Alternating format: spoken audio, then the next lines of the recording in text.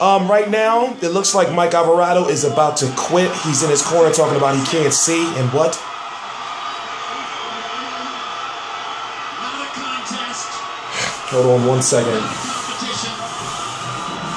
A one-sided annihilation by a very well-prepared Brandon Rios. Time to turn it up. Unprepared Mike Alvarado. And that second record from Rios. Rios did his part. He dedicated himself. We spoke about it earlier. We've never seen him locked in the way that he was. We're live, ladies and gentlemen. January 24th, 2015. TstreeT Controversy. TstreeT Controversy Live. Brandon Rios has just stopped. Well, Mike Alvarado quit in his corner in between the third and the fourth round, complaining that he can't see. In his hometown, Mike Alvarado retires on his stool as the result of a grateful beating from a well-prepared opponent. Okay. You would call it one of the biggest wins of Rios' career. Okay, we're going to get to the post-fight interviews. But first, let me start off by saying I'm TstreeT Controversy with RealCombatMedia.com, January 15th, 2015. Mike Alvarado is done. Mike Alvarado is done. For some reason, he just doesn't understand that with everything that's been going on with him prior to his fights, that he need not be training. Hold on, ladies and gentlemen. I can't show it to you. Ooh. So, him training at home in Colorado, that makes me think like, well, doesn't he see the issues that he's having before his fights? Doesn't he understand that there is something that's stopping him from being the best he can be by training at home? Now, with all the controversy involved with him saying that the gun, remember he was arrested on a gun charge. He's saying that the gun wasn't his. You know, it was a friend of his, but still, come on, in the court of law, yo, you're with the gun. Ain't no judges trying to hear that shit. But starting from round one, honestly, in round one, I can't remember how many punches that Mike Alvarado threw. I don't, in fact, truth be told, I don't remember Mike Alvarado throwing any punches in the first round. This is one of those fights that you would say to yourself, okay, that fight is completely done and he's shot or he took a dive. Now, which one do I think it is? I believe he's completely done and he's shot. That wasn't no... It seems as though mentally he just wasn't there. Maybe he's got that dehydrated Racemolizzosis, whatever that is that Bemain Stavern, no disrespect, but whatever it is that Bemain Stavern has. But as of right now, Mike Alvarado is still in his corner, sitting on the stool. The ringside position calls a halt to this contest. The official time is now people are going to say that, you know, oh, Brandon Rios is a beast and this and that. Nah, listen. Brandon Rios looked good, but don't get me wrong. I like Brandon Rios. Brandon Rios is more good for the sport of boxing than Mike Alvarado, and I say because Brandon Rios is a very exciting character. He has charisma. You know, he can sell a fight, and more importantly, you know, he will fight anybody, and he will go out there and leave it all in the ring. But when it comes to Mike Alvarado, I see a fighter who's just damaged. I see a fighter who's looking at jail time. I see a fighter who looked actually good at the weigh-in. But then again, you have to ask, well, mentally, with all this shit going on in your life, you know, why you still, you know, I mean, I guess you needed the money. Let's look at this. Listen. For this relatively anticlimactic rematch, Rios lands 120 and Alvarado lands 20. You can figure out the difference there. Rios throws 203 more, lands at a 41% connect percentage, which was going to be very dangerous for Mike Alvarado had the fight continued. Alvarado landing at a 23% connect percentage, but basically... So listen, Mike Alvarado lands 20 and he throws 87, 23%, right? The fight ended at the end of the third round. Brandon Rios, 120 punches. He lands 100 more punches and throws 203 more punches. So something was going on with Mike Alvarado, and we need to find out what it is, because it just seems like he really did not win the fight. And it's like, you're home. Let's continue. He wasn't there. He had very little to offer in terms of opposition from the very beginning of the fight. And now, standing right next to me, the winner of the fight and the winner of the trilogy, a very proud Brandon Rios. Brandon, we said after yesterday's meeting that we felt you looked as prepared and as ready for a fight as we have ever seen. Obviously, you were in sensational condition. You were ready to put on one of your best performances ever tonight, weren't you? Yes, I had to, man. I had to come out here, and of course they're gonna boo me, but at the end of the day, it's okay. I love my Denver. Thank God for the support. But anyways, how do I have to do, man? I had to come well prepared because this was my end of my career. It could be. So I didn't want that to happen. I got a lot of gas in my tank still, and I don't want that to end like this.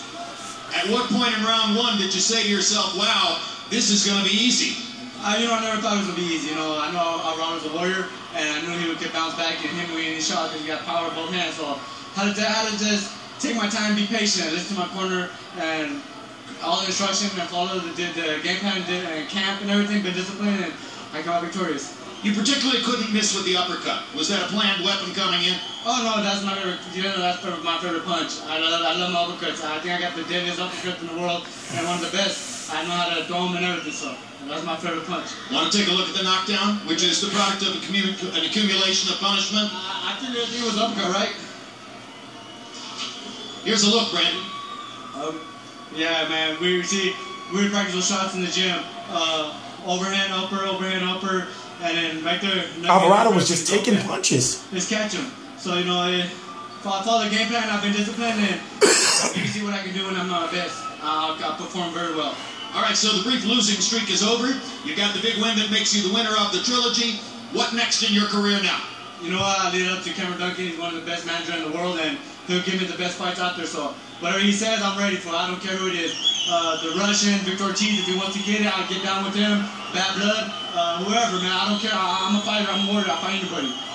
Congratulations. Victor Ortiz. Do you have anything to say to your compadre, Mike Alvarado, who's standing here next to you? It was an honor with my brother, man. It was an honor. Hey. Let's hear from Mike Alvarado. After all the stuff that we do, man, we still best friends, man. This is my boy right here. I love him. Say it to the camera. Me and Alvarado, after all the stuff went through, he's my boy. I got really close to him. I know who he is. He knows who I am. We're the same type of person, and we're warriors. And we come out to fight all the time, man. Today, fortunately, he'll bounce back, He'll bounce back all the time. All right. Thank you very much, Brandon, and congratulations. And now, here is the very brave Mike Alvarado. A braver fighter you won't find. You were courageous again in there tonight, but from the get-go, he seemed to seize the initiative, and I was surprised that you weren't firing back in round one. What was up? I was still getting comfortable. I was still getting in my zone and moving, doing whatnot, but Khan moved a good uppercut and right in my eye, and I couldn't see. My vision was not there, so I decided to make the call. His eye is somewhat swollen, but change in your ability to see. Perfectly right on the down in the eye, so I just couldn't see. So, I was looking at the... He was getting booed at home. So, I didn't want to, I couldn't show the heart, but who knows what happened after that. So the purpose of calling an end to it was to preserve chances for later on in your career. I'm not done yet at all. I'm far from being at my best, so I will be back. I guarantee everyone in this place I'll be back, so it doesn't matter. I'll be back. Mike, it's inescapable that this is basically the same conclusion that we saw in the Provodnikov fight when you fought here a couple of years ago. And obviously, when you come home to fight in front of this crowd, you're looking for a big celebration and a homecoming win. It hasn't happened for you. Is it a mistake to fight in Denver? It was all in the preparation of my training too as well. I wasn't training like I should have been. Well, that's what I get. This is what I get. I got to get back to drawing boards and get back on it. I ain't done yet. I'm far from done. I'm not at peace with myself for, saying I'm at least, I gave it all I got. I didn't give it all I got, So, that's what I get. So, take out that one and bring out that fail. So, it don't matter. You're being a man and putting it on yourself, saying that you were not as prepared as you should have been. I wasn't as prepared as I should have been, This is what I get. So, no, we don't know. Whatever. Now, your trainer, Sean Billhauer, is now getting upset because of the response of some of these fans. And obviously, they're with you when you win. They're not necessarily with you when you lose. Where do you want to go in your future? I'm just gonna, get myself healthy again. I got a marriage to look forward to. So, I got my kids. I got all the positive things and every attributes that I need to, be better myself. So, get myself together and I'll come back. And a wedding coming up on March 14. Congratulations again on that, and best of luck in the future. Thank you. All right, Mike Alvarado. Fans do have a right to boo because, for him to say that, basically, you know, that he wasn't training, basically like he should have been, and doing the things that he shouldn't have been, should have been doing. Fans pay for tickets. I pay for HBO. So, for him to say that he's not done, you know, I actually feel bad for him because, you know, he's got that case coming up. And then when he comes out, you know, no telling, you know, what kind of fight is he going to be, if he's going to gain weight, and then if he's really a 147-pounder or not. There's so many different questions. But before I end up choking to death, I'm going to say I'm TstreeT Controversy with RealCombatMedia.com. I cover every single major fight live. Please subscribe.